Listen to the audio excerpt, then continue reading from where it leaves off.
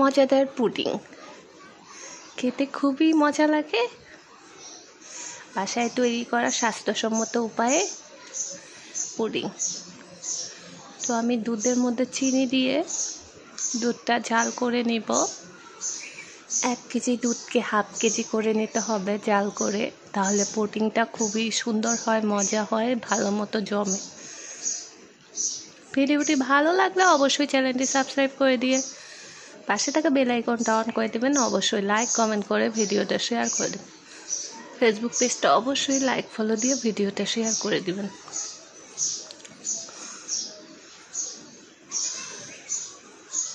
তো দুধ জাল করে কমে গেছে, এর মধ্যে আমি আরও আধা কেজি দুধ দিয়ে দিব।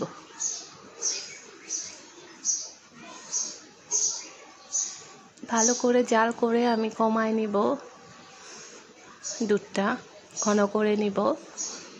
এখন পরিমাণ মতো আবার চিনি দিয়ে দিব, কারণ আমি আবার হাফ কেজি দুধ অ্যাড করেছি এখানে। মিষ্টিটা যে যার পরিমাণ মতো দিবেন।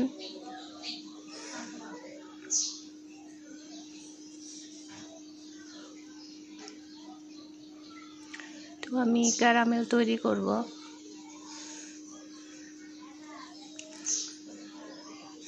তাই এখানে চিনি দিয়ে দিলাম। চিনিটা ভালো করে নেড়ে চেড়ে নিব। যে বক্সের মধ্যে আমি পুডিংটা তৈরি করব সেখানে আমি ক্যারামেলটা তৈরি করে নিলাম। তো এখন আমি চতুর্দিকে এটা ছড়িয়ে দিচ্ছি, তাহলে সব দিকে সুন্দর করে বসে যাবে।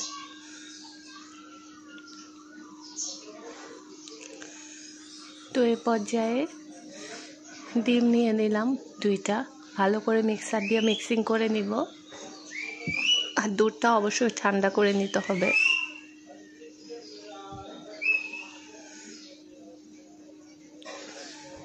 তো দুধটা ঠান্ডা হয়ে গেছে, এখন আমি সম্পূর্ণ দুধটা দিয়ে ডিমের সাথে ভালো করে মিক্সিং করে নিচ্ছি। তাহলে পুডিংটা খেতে খুবই মজা হয়। আপনারা চাইলে এলাচের গুঁড়া দিতে পারেন, আমি কোনো প্রকার এলাচের গুঁড়া ইউজ করি নাই। এখন আমি ঢেলে দিলাম পাত্রে। ঢাকনা দিয়ে আমি এটা পানির মধ্যে দিয়ে দিব। 30 মিনিট অপেক্ষা করব। 30 মিনিট পরে এসে দেখব পুডিংটা কেমন হলো।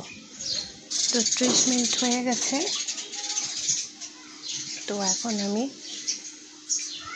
দেখব পুডিংটা হয়ে গেছে কিনা। তো কাঠি দিয়ে চেক করে নিচ্ছি যে ভেতরটা ক্লিন এসেছে, তার মানে হয়ে গেছে। তো এখন চুলা থেকে নামিয়ে ঠান্ডা করে নিয়েছি। তো এখন আমি একটা প্লেটে ঢেলে নেব।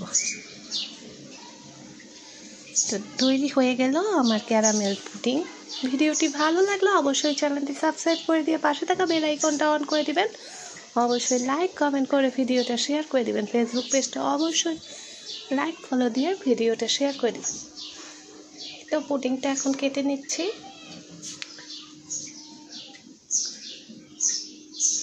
আপনাদের সাথে শেয়ার করছি কেমন হলো। দেখতে পাচ্ছেন কতটা সুন্দর হয়েছে, পারফেক্টভাবে পুডিংটা তৈরি হচ্ছে। এখন খেয়ে শেয়ার করছি আপনাদের সাথে।